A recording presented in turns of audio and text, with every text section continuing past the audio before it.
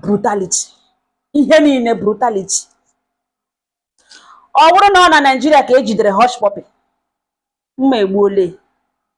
Ụdị ndị dị otu a na western world na developed world ejide ha, ihu ebe a na-eme ha arrest, a na-arịọ ha to keep. The only time a ga-eji add their force wụ na o resist the arrest. Mana a ga-eme ya arrest politely. Mana ha ga-awụpụta ya, ha ga-ejide this young man, kpọga ya, wepụtara ya laptop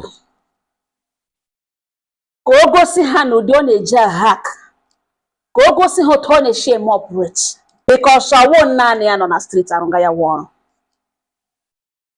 E nwere breaking and entry ị ga-enwe. Ha achọghị ịma otu isi plan na otu isi dị successful, otu isi rute stage ahụ erutere. Ọhịa ha chọrọ ịma, and ọ ga-enyere ha aka to upgrade their security system. Lewede na nwa okorobịa ọnụhụ gangalugwele gawara na FCMB bank, gawa straight to the toilet, ganga agbachikwa onwe ya ụzọ, shi na ceiling rikpo n'ime roof ga ebe a ga nọ, nọga ebe ahụ bank emechie, lashie ọrụ ya, rituzie bịa ntụrụ gakwuru the whole systems, computers nọ na bank, bido ha akọwa ha bido ọrụ ọ na-arụ arụ, bido ọgwụ ha abịala ọrụ n'ọkọchị. Notice na ụzọ ahụ were oghe na enwere ihe gara on ebe a. Ọ gịnị wụ ihe mere nụ? Agbajikwele ha laptops ha on, ihe ha ahụ gawo restart, accept, okay, has a eleke without boosting, asị accept. Eleke ozu mgbe a na-agbaga laptop on, ihe ọzọ ga-ahụ accept.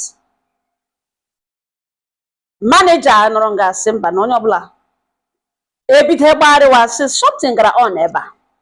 A ga-ahụzie ya, hụ ekerekwu ahụ nekwe elu. Ọ nọ ma Nigerian police. Ihe akọrọ ya ka akọgbue security, the bank security gburu ya ka egbu. Ihe mere ihe ya ọ ga-akọchala ya n'ehọrị. Mana emecha ya ugbo, ihe niile this boy ma a ga-aga edọmp, ọ ga-ala n'iyi. Na western world na developed world ejide ha, mana here ụdị ndị dị otu a na west ha, ọ ga-aga prison always. I'm not saying that okwucha ya sị ya lawa, a ga-akụ ya agbam na ha ga-atọchọ ya, mana a ga-ebute ọwụla ụtọ onye nke a na-awụ ha aka, a ga-ebute system kọmputa ya, agbaga ya ọnụ, pour into the system, gwa ha otu ọ na-eshi eme operate, gwa ha koodu ya, gwa ha otu ihe ọ na-eme na otu o shi eme ya. Ọ ga-enyere ha aka ha mara the window to close and how to close it. Mana egide ndị dị otu anyị west ya otu ọnụ ugbu a na ọ gwụrụ agwụ, akụcha ihe a na-akụ ya na before mana vuraga dump ya na prison, before mana na one or two ya arịawa ya nwụọ, were ihe ahụ niile ọ ma nwụọ. And he is not alone, ndị otu ya nọkwa, ha nọ na because ọwụ naanị ya ebe ọ mụrụ ihe ọ atịga na wụ sọsọ ya.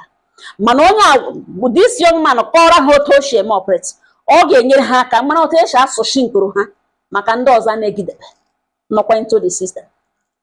Hush puppy, kemgbe ekwegide hush puppy, ụnụ ahụrụ ya ka ọ tara ahụ, enwe ya kọrọ ya gbam n'ahụ? No, ọ na ebe ahụ amụgara ha ọrụ, eji ha otu o shi na-eme na otu o shi na-eme operate, eji ha ekpọpụta ya na lecture ha, ego ha agwa ha ihe o mege, agwa ha otu o shi na planụ na otu o shi na-eri ndị ọ na-eri ọrụ, akọrọ ha na enwe ihe ọzọ. They are just learning another pattern in order to catch other people like him, make up use the same operative system.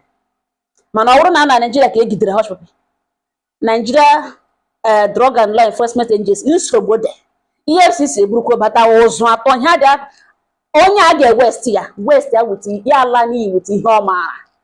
All the difference between Nigeria and developed countries, ihe niile ebe a brutality.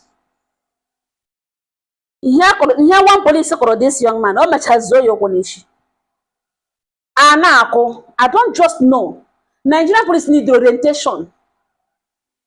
Enwere ihe mmadụ ga-eme, enwere crime mmadụ ga-akọmiti, you need igbu ya egbu. ndị ọcha anaghị achụwagodo dị onye rụta ọsọ a na-agba ya egbe, mana ụdị onye rụta achụwa ya ọsọ na Naịjirịa mgbagbu ka a na-agbagbu ya.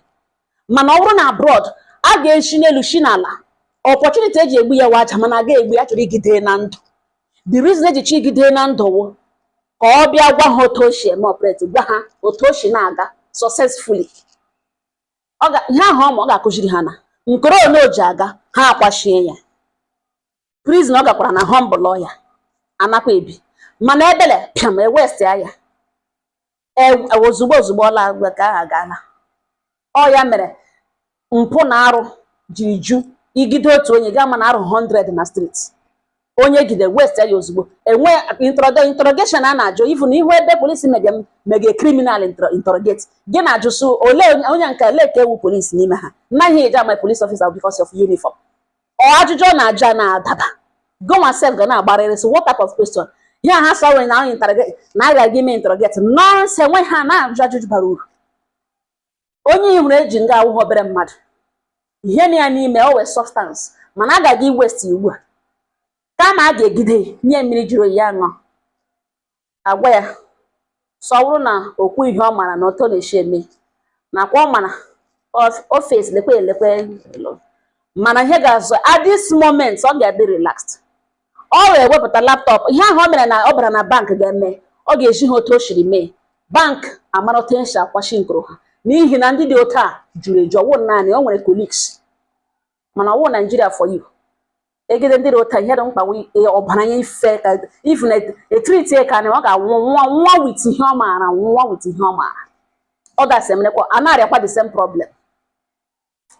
Ụmụnne m aha m si m agwa ọ na-ahụ nanụ army rega insecurity, police rega insecurity, civilians rega insecurity, businesses rega insecurity. Ugbu a bank arịawakwala insecurity enweghị onye ma ebe alagalaga na ha nọ steji anọzi na Chukwu zọba.